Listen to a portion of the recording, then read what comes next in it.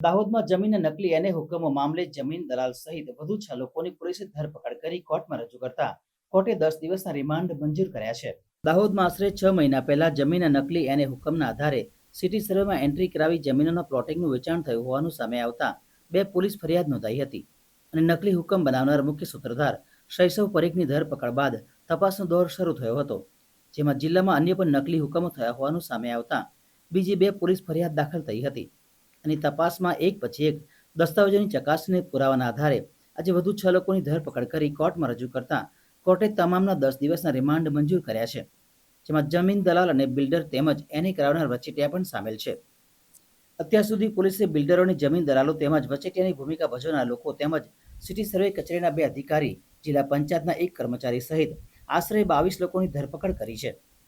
ભૂમાફિયાઓ દ્વારા જિલ્લા પંચાયત, તાલુકા પંચાયત, પ્રાંત કચેરી, કલેક્ટર કચેરીના નકલી એનએના હુકમો તૈયાર કરી સરકારના કરોડો રૂપિયાના પ્રીમિયમની ચોરી કરી છે.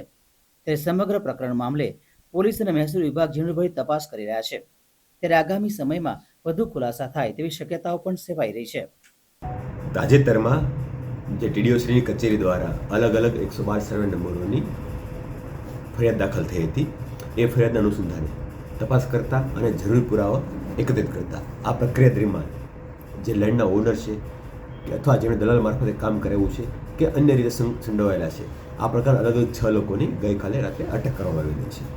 આ લોકોએ જે પ્રોસિજર છે એને કરાવવાની આઈડિયલ પ્રોસિજર, એ પ્રોસિજરનો ભંગ કરીને સરકારે જે રૂપાંતર ફી કે પ્રીમિયમ રકમ હોય એ નહીં ભરીને સરકાર સાથે જે ફ્રોડ કર્યું છે કે ક્રાઇમ કર્યો છે, એ અંતર્ગત પૂરતા પુરાવા મળતા એ 6 લોકોની હાલમાં અટકાયત કરવામાં આવી છે. એ જે 6 લોકોના નામ સામદ સાકિર અબ્દુલ રહીમ, જાડા ઇદરીશ, દીપક પંચોલી, ગની મંસૂરી, પિંકેશ અગ્રવાલ અને શબ્બીરભાઈ જણાવાલા છે. આ 6 લોકોને અટક કરી અને હવે એની રિમાન્ડ પ્રક્રિયાત્મક હાથ ધરવામાં